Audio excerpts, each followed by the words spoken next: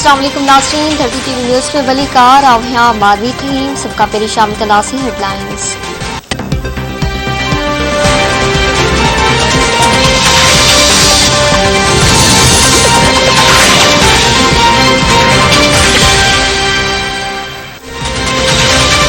वज़ीर आज़म इमरान खान एक ॾींहं जे दौरे ते कराची पहुची वियो। वफ़ाक़ी वज़ीर ऐं सिंध जो गवर्नर इमरान इस्माइल बि कराची पहुता। वज़ीर आज़म इमरान खान MK पाकिस्तान जे मरकज़ वादराबाद पहुची वियो। MK पाकिस्तान जे अॻवाननि सां मुलाक़ात। वज़ीर आज़म पारां MK पाकिस्तान जा ख़दशा ख़त्म करण जूं कोशिशूं। पीर पगारे वज़ीर आज़म इमरान खान सां मुलाक़ात खां मुआसरत ज़ाहिर करे छॾी। वादराबाद में वज़ीर आज़म जी आमद खां अॻु सिक्योरिटी सख़्त। असेंबली मेंबरनि जी बितलाशी। पिंडाल में मौजूद समूरनि माण्हुनि खे मोबाइल जे इस्तेमाल खां बि रोकियो वियो।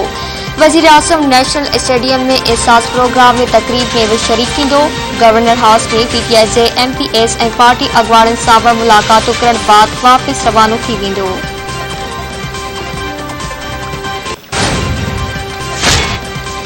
हुकूमती इत्तेहादी फंक्शनल लीग जे सरबराह ऐं हुरनि जे रूहानी पेशवा पीर पगारे वज़ीर आज़म सां मुलाक़ात खां मुआज़रत ॾेखारे छॾी। कराची में हुजण बावजूद वज़ीर आज़म सां मुलाक़ात न कंदे GDA जी MNA सायरा बानू जो चवणु आहे त पीर पगारो तबियत नासाज़ हुजण सबबि वज़ीर आज़म सां न मिलंदो। पीर सदरुद्दीन शाह बि ज़ाती मसरूफ़ियतनि सबबि ख़ैरपुर में आहे। सायरा बानू मूजिब संदन पार्टी हुकूमत जी हिमायत जारी रखंदी। मुश्किल वक़्त में इत्तेहादी तौर हू हुकूमत सां गॾु बीठल आहिनि।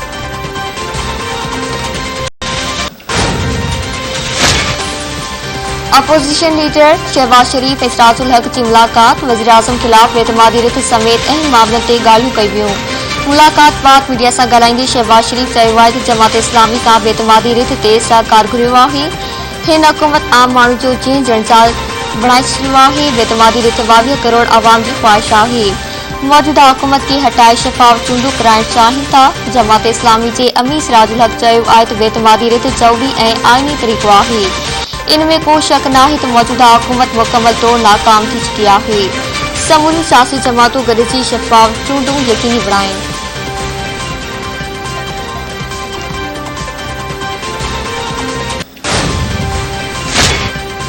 वज़ीर आज़म जे कराची वञण जो मतिलबु उहो आहे त खेसि MK पाकिस्तान जी हिमायत हासिल नाहे। मुस्लिम लीग नून जे अॻवान शाहिद काका नवाज़ी चयो आहे त हुकूमती मेंबर साणनि गॾु आहिनि। इत्तेहादिन अञा ताईं को फ़ैसिलो नाहे कयो पर राब्ता जारी आहिनि। जहांगीर तरीन ऐं अलीम खान ग्रुप सां बि राब्तो नाहे कयो पर थियणु घुरिजे।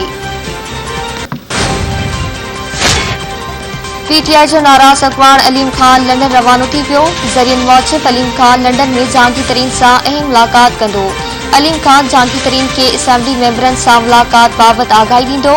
मुल्क जी मौजूदा सियासी सूरतहाल बाबति बि खेसि आगाह कंदो।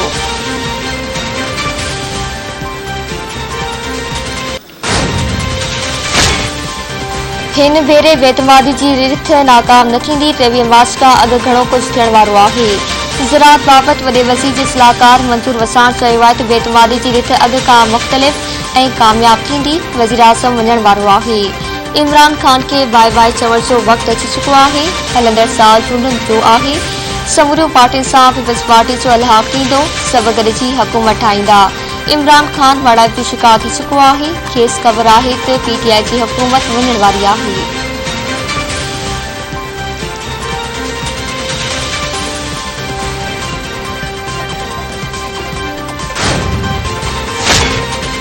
PTI जे फैसल वावड़ा जी ख़ाली थियल सेनेट वारी सीट ते चूंडूं अॼु थी रहियूं आहिनि। सिंध असेंबली में पोलिंग शुरू थी वई। PTI चूंडुनि जो बाइकॉट करे छॾियो। MK पाकिस्तान बि सेनेट चूंडनि में हिसो न वठण जो फ़ैसिलो करे छॾियो। PTI इत्तेहादनि खे चूंडनि में हिसो न वठण जी सिफ़ारिश कई आहे।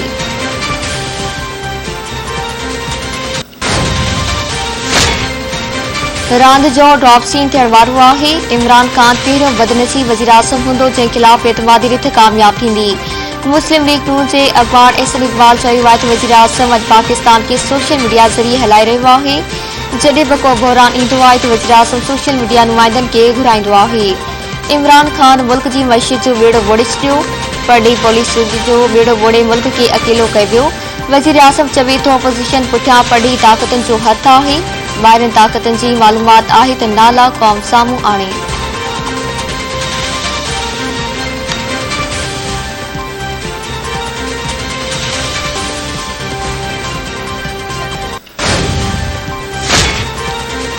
यूक्रेन जंग सां पेट्रोलियम शयुनि जे अघनि में वाध थी। हुकूमत पेट्रोलियम शयुनि जी क़ीमतुनि में आवाम खे रिलीफ ॾिनो। नाणे वारे वफ़ाक़ी वज़ीर शौकतरीन चयो आहे त पेट्रोलियम शयुनि जे अघनि में 104 अरब रुपयनि जी सब्सिडी ॾिनी वई वञे। सनती शोबे खे हथी ॾियण लाइ कोशिशूं कई पियूं वञनि। सनअतनि जी बहाली लाइ पैकेज ॾिना विया आहिनि।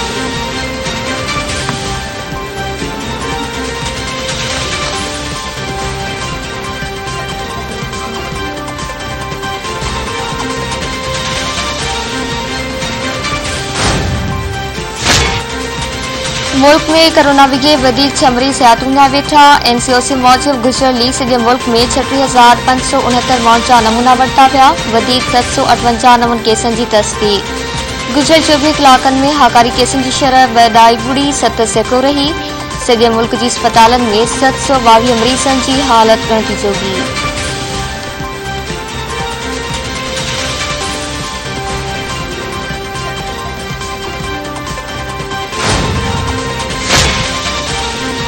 जुडो में हथियारबंदनि फायरिंग करे हिक ॼणे खे क़तल करे छॾियो। कच्छी कॉलोनी में नामालूम हथियारबंदनि फायरिंग करे इकबाल जट खे क़तल करे छॾियो। पुलिस पहुची मक़तूल जो अंबड़ अस्पताल मुंतक़िल करे छॾियो।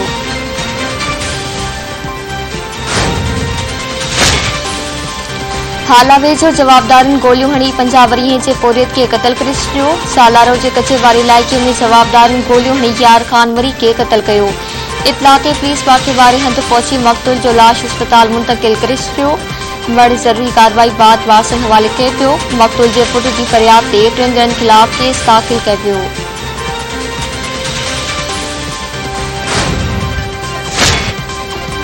अगली चौकी बरसां 7 वरीह जो वारो गॾ गाॾी हेठां अची पहुती पियो। नवकोट वासी वकार अली शंबाड़ी रांदि कंदे गॾ गाॾी जे हेठां अची सख़्तु ज़ख़्मी थी पियो। ज़ख़्मी नीगर अस्पताल में ज़ख़्म जी सट संदे दमदणी हवाले करे छॾियो।